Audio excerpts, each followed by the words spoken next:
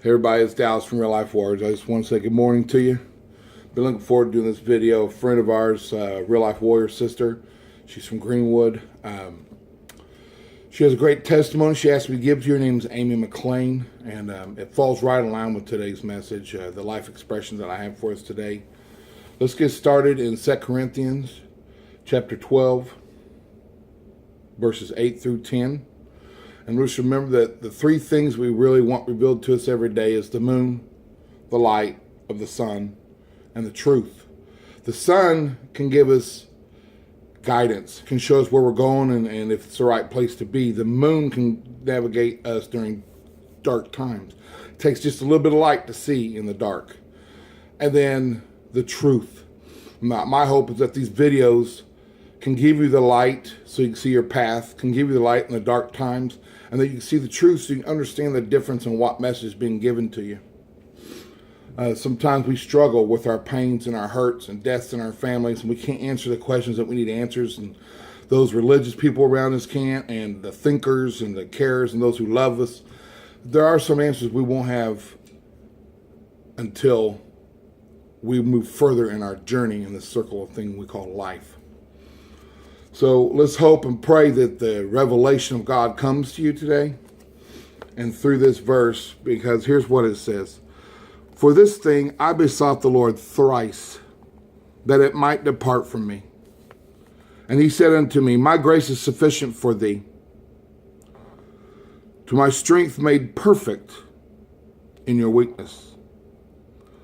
Most gladly, therefore, I will rather glory in my infirmities, and the power of Christ may rest upon me. Therefore I take pleasure in infirmities, and reproaches, and necessities, and persecutions, and distresses for Christ's sake. For when I'm weak, it is then I am made strong. A poet wrote this, and I love this part of it. Joseph Campbell wrote, find a place inside where there's permanent joy, and the joy will burn out the pain. Look, people, this story about Amy I'm about to tell you is a true story. When she was 13 years old, she was going to a place. There was a skating rink down in Greenwood called the Brigade Barn. Very popular for kids our age, around 12, 13, young age then. She had decided she wanted to go out with her friends on this evening, and she was with her friends around her age. And while they were at the skating rink, they had made the decision they wanted to go out running around in Greenwood and check some things out. Throughout the evening, she found out her parents had started looking for her. She started looking for her parents. Eventually had gotten lost, and something had happened. And she found herself at the wrong house, and then was kicked out of that house, was heading back to what she thought was going to be her house, and it was. But somehow between the transportation times, between leaving Brigade Barn and eventually reaching her home with nobody there, somebody had gotten into her house, and when she arrived, somebody had shot her in her head. That was at age 13 years old.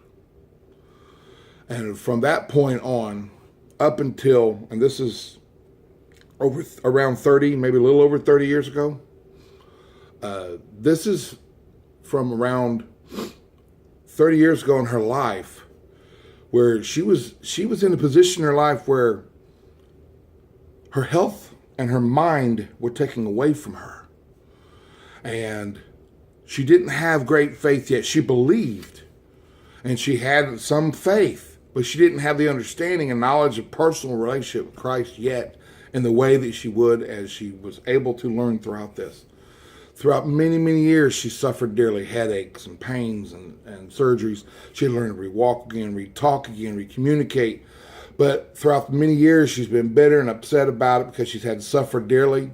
But she still maintained somewhat faith and got through it and pushed through and pushed through. And I'm sure she asked many times for God to help her. My point being is this. A little over a year ago, she met somebody that really taught her how to come close to the Lord and brought her into church, started going to church again, became her best friend.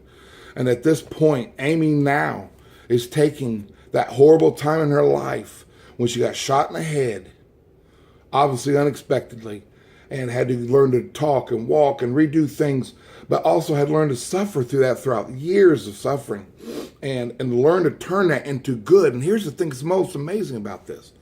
Amy did this with just a little bit of faith, but bitterness hanging around with it. It goes to show you there is a message in your pain. Where's the purpose?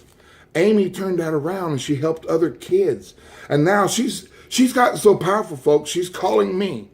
She's hitting me up and giving me encouragement and lifting me up just because of a little brain issue. I might have had with some dizziness because of some medicine, or she's encouraging me and make me feel better because of some issues might be with my heart. She's lifting me up. She's suffered since she was 13 years old and she's my age.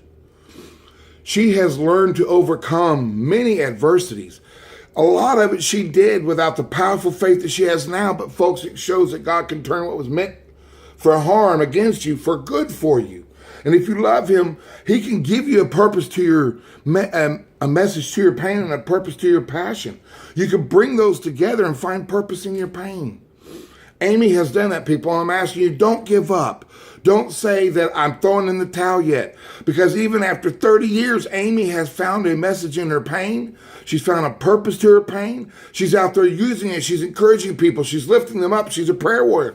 She's daily praying for those. She goes to church and she's active in her church. She has friends that are in church and she's loving people, reaching out to others. And right now, today, Amy is a victor. And she could teach you to be a victor. Listen to her story.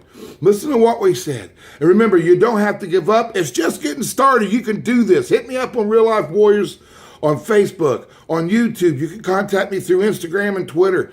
Let's communicate. Meet me at the restaurant on Saturdays around 1:30 at the corner of Madison Avenue and Troy Avenue.